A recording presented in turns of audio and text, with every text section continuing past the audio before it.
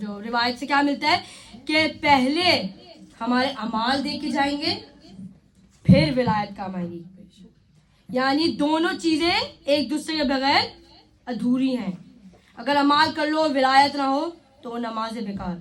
اگر ولایت علی ہے اور اعمال نہیں تو وہ ولایت کا بھی کوئی فائدہ نہیں ہے. تو اللہ پہلے اپنے اعمال آپ کے اعمال دیکھے گا پھر ہمارے امام ہمیں بچانے آئیں گے. تو مین مقصد یہ ہے کہ پہلے اپنے اعمال صحیح کریں پھر وسلم تسلیما. دس از دا مین پوائنٹ. اب یہاں تک ہمیں کیا میسج ملتا ہے, یہاں تک سمری بیان کر دوں کہ جس کام سے ہمارے امام نے ہمیں روکا اسے نہ انجام دو, اور جس سے کہا کہ انجام دو اسے خلوص نیت سے اپنے سر کو رسی میں خم کر کے قبول کر لو. امام علی علیہ السلام نہج البلاغہ میں ارشاد فرماتے ہیں کہ تعجب ہے مجھے اس شخص پر کہ اپنی پوری صحت پیسے کمانے میں لگا دیتا ہے, زندگی کی صحت پیسے کمانے میں لگا دیتا ہے, اور پھر اسی پیسے کو اپنی صحت بچانے میں لگا دیتا ہے. میں نے دیکھے الفاظ دیکھے امام کے, میں یہ سنتی ہوں تو میرے رونگٹے کھڑے ہوتے ہیں.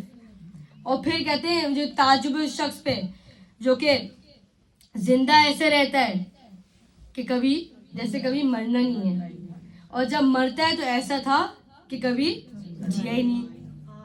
تو کیا مقصد ہے کہ جیسے میں نے کل بیان کیا تھا کہ اپنے اس دنیا کے مال کو بھی اپنے آخرت کے لیے استعمال کرو. یعنی اس مٹیریلسٹک ورلڈ میں اتنا مت انٹر ہو کہ یہاں سے نکلنا مشکل ہو جائے. کیوں دیکھیں یہ جیسے میں نے پہلے بیان کیا کہ جس طرح ہم ٹرانزٹ ہوتا ہے ایئرپورٹ پہ, ہم زیادہ کمفرٹیبل نہیں ہوتے کیونکہ ہمیں پتہ ہے ہماری آخری منزل نہیں ہے. تو اس طرح جیو جس طرح ہمارے امام کہتے ہیں. یہ نعوذ باللہ فضول میں نہیں بیان کرتے چیزیں, یہ ہمارے سیکھنے کے لیے اصلاح کے لیے ہیں. تو ایسے جیو کہ اور مطلب آخرت کے لیے جو کس کا سہارا لے کر اہل بیت اور ولایت کا. سوال پڑھنے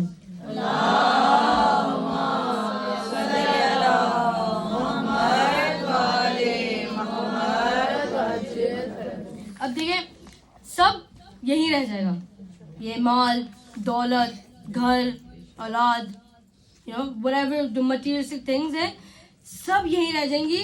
کیا جائے گا آپ کا نماز روزہ حج فروع دین آپ کو پتہ ہی ہوگا, اور جو بھی واجب کام اب آپ کے مستحب یہ آپ کے مستحبات یہ سب کام آئے گا قبر میں اور آخرت میں. تو اپنے برزخ کو سنواریں. تو ولایت ہمیں کیا سکھاتا ہے, اللہ کیا چاہتا ہے, اللہ خدا شناسی چاہتا ہے, بندگی چاہتا ہے, توجہ چاہتا ہے. کیا اس ولایت کا سہارا لو اور مجھ تک پہنچو. جب مجھ تک پہنچ جاؤ گے تو میں تمہیں تاریک اور گمراہی سے نکال کر اس روشنی تک پہنچاؤں گا جسے اختیار کامل کہتے ہیں, جسے کمال تک پہنچنا کہتے ہیں. تو یعنی ولایت کے سہارے کے بغیر ہم کمال تک نہیں پہنچ سکتے. کہ دیکھیں یہ ذہن میں رکھیں جو ہمارے اندر ولایت ہے یہ ایک سسٹم ہے جو ہماری روح کو بدن کو پاک کرتا رہتا ہے. ہمیں پتہ نہیں چلتا لیکن ولایت ہمیں ہر جگہ ہر قدم پہ ایسے ہیلپ کرتی ہے ڈھال بن کر. ولایت جو ہے ولایت امام علی ولایت امام زمانہ حضرات عابر شریف. تو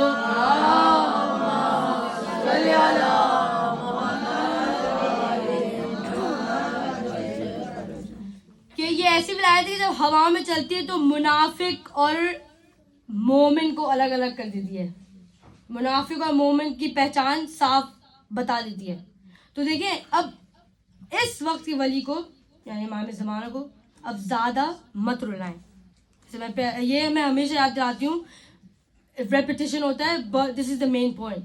ہم ہر روز اگر اپنے امام کو خوش نہیں کر سکتے تو رلائیں بھی مت, کیونکہ زیادہ زخم ہم شیعہ قوم ہی امام کو دے رہی ہے, اور یہ ہارش ریالٹی ہے.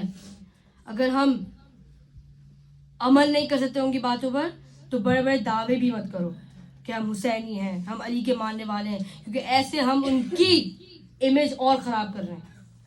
اگر ہم ان کی بات پہ وسلم تسلیم نہیں کر سکتے تو پھر اپنے آپ کو حسینی مت کہو. سخت جملے ہیں لیکن یہ سمجھنے کی بات ہے. اب میں اس میں تمار آپ سب جانتے ہوں گے, بہت ہی امیزنگ صحابی امام علی کے, میرے پرسنل فیوریٹ. وہ جانتے ہوں گے آپ کے کھجور بیچتے تھے. ایک مرتبہ امام علی کو ٹھیلے پہ بٹھا کے وہاں پہ بیچنے کے لیے چھوڑ کے چلے گئے.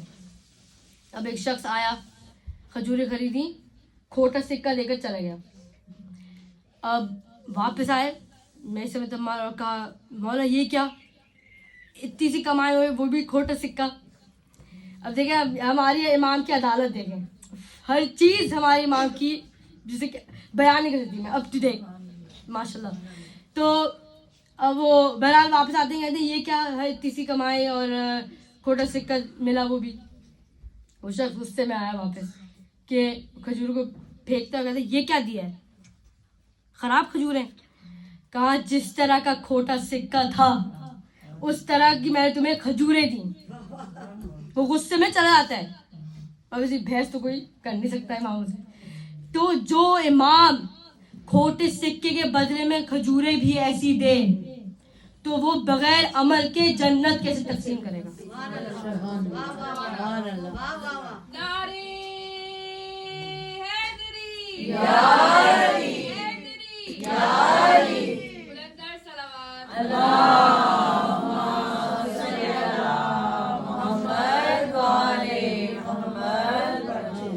یعنی ہمیں تو پتہ ہے نا کہ امام علی جنت اور جہنم کو تقسیم کرنے والے ہیں, ایسی نہیں تقسیم کر لیں گے بغیر عمل کے. امام آپ سے پوچھیں نماز پڑھی تھی, نہیں مولا دیر سے پڑھی تھی.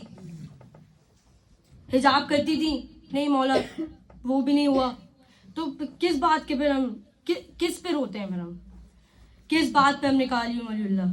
دیکھیں آسان نہیں ہے یہ جو جس پاتھ پہ ہم ہیں, علی ولی اللہ کا پاتھ بڑا مشکل ہے, بہت سیکریفائس کرنے پڑتے ہیں. لیکن دیکھیے سمجھنے پہ ہمیں سمجھنا ہے کہ یہ کیا ہے. اب ہم کہیں کہ ہم علی کے ماننے والے ہیں اور گانے سنتے ہیں, غیبت کرتے ہیں, مکس گیدرنگ میں ہم جاتے ہیں, حجاب نہیں پہنا جاتا, فجر پہ اٹھا نہیں جاتا, قرآن کو کھول کے پڑھا نہیں جاتا, آپس میں یونٹی نہ ہو, ایکا نہ ہو, آپس میں بغض و کینہ برائے ایک دوسرے کے لیے رکھتے ہوں, تو ہم یہاں اس فرش سے آگے کس کے لیے روتے ہیں. سمجھیں اس بات کو. بیوی زینب نے ایسی نہیں قربان کر دیا اپنے 2 لال. امام حسین نے ایسی نہیں علی اصغر کو اٹھا دیا اور قربان کے بلند کر کے تیر لگوا دیا. سمجھیں گے کربلا کیوں ہوئی تھی. ہمارے جو میں نے ابھی واقعہ سنا ہے, عدالت جو ہے امام کی, اس عدالت نے تو امام کو تنہا کر دیا تھا. اب نہج البلاغہ میں I recommend young ladies to read sermon 3 الشکشکیہ جو ہے, اس پہ امام کہتے ہیں میرا ٹرو فالوور وہ ہے جس نے اس خطبے کو حفظ کیا ہوا ہو. حفظ تو دور کی بات, کبھی ہم نے اس کو دل کھول کے پڑھا کہ کیا ہے الشکشکیہ. اس عدالت نے تو ہمارے امام کو اتنا رلایا کہ گھر آ کے وہ بیوی سارا کے سامنے گریا کرتے تھے. اس عدالت نے کہ یعنی عدل کیسے کیا جاتا ہے سیکھے ہیں ہمارے امام سے, کہ وہ کنویں میں جا کے اپنا علم بیان کرتے تھے. کوئی سننے والا نہیں تھا ان کو, امام کو, کہ وہ گریا کرتے بیوی زہرا کے سامنے, اور بیوی زہرا اچھی زوجہ بن کے کیا کہتی ہیں, اے علی کوئی سنے نہ سنے میں ہوں ادھر, میں آپ کو سنوں گی. لیکن ایز ینگ لیڈیز ہمیں یہ بھی رول ماڈل بی فاطمہ زہرا میں ملتی ہیں کہ ایک میاں اور بیوی آپس میں کس طرح ریلیشن شپ رکھیں.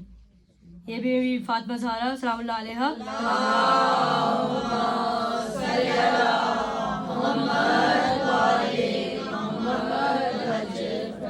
کہ امام موسیٰ کاظم علیہ السلام فرماتے ہیں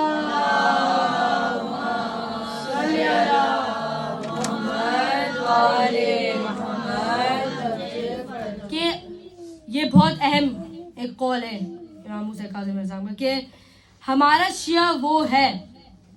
دیکھیں اب اس میں ہر چیز آ جاتی ہے, ہر چیز, ٹھیک ہے, each and every single thing which has been said by the Ahlul Bayt that we have to follow.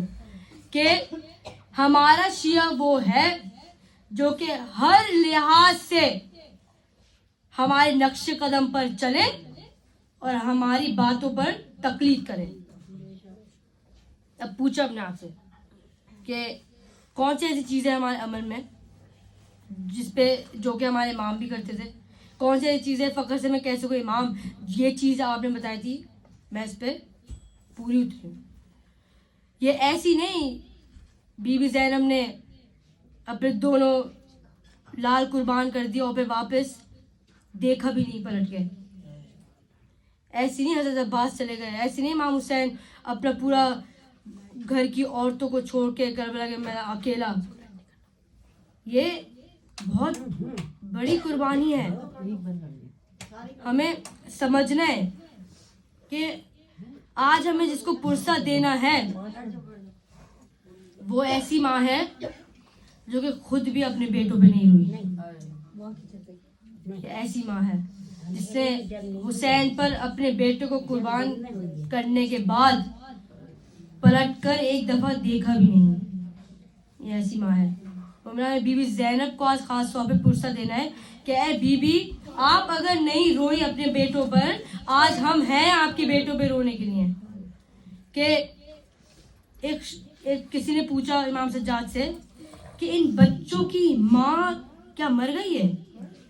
تو امام سجاد نے کہا نہیں, ان کی ماں میری پھوپھی زینب ہے, لیکن میری پھوپھی زینب نے حسین سے وعدہ کیا تھا کہ اے بھیا میں تیرے علاوہ کسی کو نہ رہوں گی.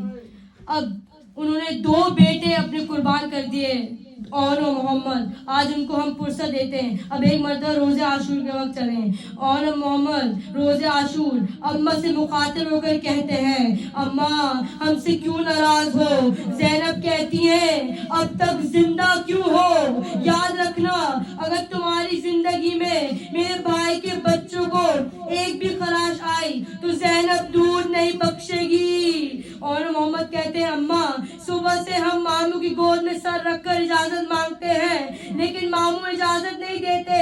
یہ کہہ دیتے ہیں کہ تم میری بہن کی نشانی ہو. زینب نے جلال میں چادر کو سر پہ رکھا, پھر سر سے کہا علی شیر خدا کے چھوٹے بیٹے کو بلاؤ. عباس ایک مرتبہ آتے ہیں. عباس سے بی بی زینب کہتی ہیں کہ اے عباس مجھے حسین کے خیمے میں لے چل, مجھے اور محمد کی شہادت کی اجازت مانگنی ہے. اب میں کہوں گی عباس کے دل سے پوچھو اس وقت کیسا ہوں گے دل پہ گزرا ہوگا کہ بچوں سے کہتے ہیں عباس کہ وہاں جب جاؤ تو اپنا سر حسین کی گود میں رکھ لینا, اجازت میں اور تمہاری اماں مانگ لیں گی. ایک مرتبہ بی بی خیمے کے اندر داخل ہوتی ہیں. حسین تعظیماً کھڑے ہوتے ہیں. زینب کہتی ہیں آقا میرے لیے تعظیماً کھڑے مت ہو, آج میں بہن نہیں سواری بن کر آئی ہوں. آپ صغیر کے بیٹے ہیں, محروم نہ لوٹائے گا. حسین کہتے ہیں زینب ایسی باتیں کیوں کر رہی ہو, کیا چاہیے, میرا سب کچھ تم پر قربان. زینب کہتی ہیں میرے بیٹوں کو اکبر پر قربان ہونے دیں. عبداللہ نے کہا تھا کہ جب جنگ کی نوبت آئے تو ہمارے بچے اکبر سے پہلے بھیجیے گا. ایک بیٹے کو عباس نے سوار کیا, دوسرے کو حسین نے سوار کرایا.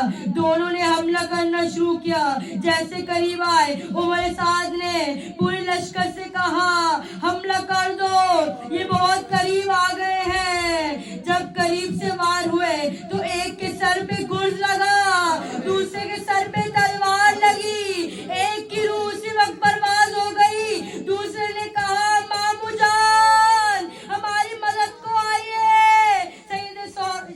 سید شہداء لاشیں پر پہنچے.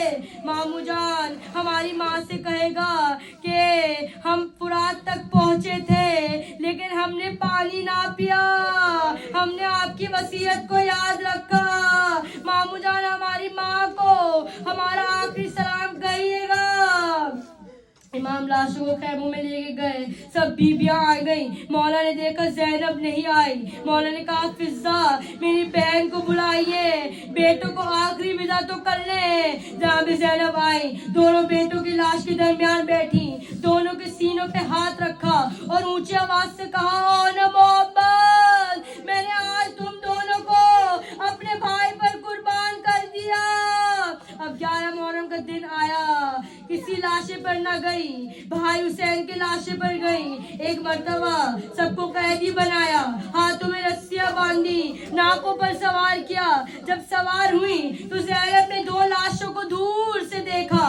لاشیں دیکھتے ہی आंखें बंद कर दी और हल्की आवाज में कहा, और मोहम्मद खुदा हाफिज। कूफा से शाम चली गई। रिहाई के वक्त सज्जाद ने कहा, हम जब तक नहीं जाएंगे जब तक शोहदा के सर वापस नहीं होंगे। शोहदा के सर वापस आए। पहला जो सर था बड़ा नन्हा सा सर था। रुबाब ने बुरके के दामन को फैलाया, असगर के सर को अपने बुरके के दामन में रखा। इतने में दो सर आए। बीबियों ने ज़ैनब को देखा, ज़ैनब ने सरों को देखा। ज़ैनब ने सरों को देखने के बाद नजरें हटा ली। अब मलऊन ने पूछा, इन सरों का वारिस कौन है? दो दफा पूछा, कोई जवाब ना आया। फिर तीसरी दफा बड़े गुस्से में उस मलऊन ने पूछा, क्या इसकी माँ, इन दोनों की माँ खैमों में जलकर मर गई है क्या? फिर ने कहा, ये दोनों मेरी आका ज़ाती के बेटे हैं, इनके सर मुझे दे दो।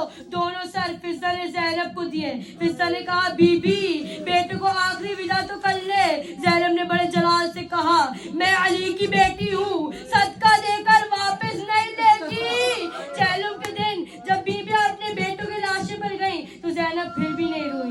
धीमी आवाज से कहा, ओ मोहम्मद अलविदा। जब मदीने आई, नाना के रोजे पर सबका पुरसा दिया, बेटों का कोई जिक्र नहीं। माँ की कब्र पे गई, भाई का पुरसा दिया, बेटों का कोई जिक्र नहीं। अब्बास का पुरसा दिया, बेटों का कोई जिक्र नहीं। अब हजरत अब्दुल्ला ने पैगाम भेजा, ज़ैनब को बुलाए। बीबी ने चादर सर पे रखी। बीबी का कलेजा अब फटने लगा, दिल मुंह को आने लगा, हाथ कांपने लगे। अब बीबी घर जा रही हैं। आखिर माँ थी, कब तक सब्र करती। जैसी घर आए, सहन में दो जानमाज़ें देखी। बीबी ने जानमाज़ें उठाई, सीने से लगाई, कहा, ओ न मोहम्मद मेरे बेटे, मेरा दिल घर में नहीं लगता। मेरे जीने की वजह तुम थे, मेरे जीने का दिल नहीं चाहता। ए अल्लाह मुझे उठा ले।